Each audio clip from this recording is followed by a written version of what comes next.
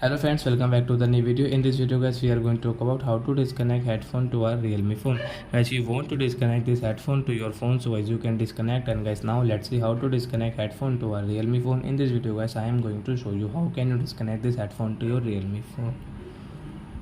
So guys, now let's see how to disconnect. But before starting video friends, I want to tell you, if you're new in my channel and you are watching my video first time, so first of all go and subscribe my channel, click the bell icon and like my video.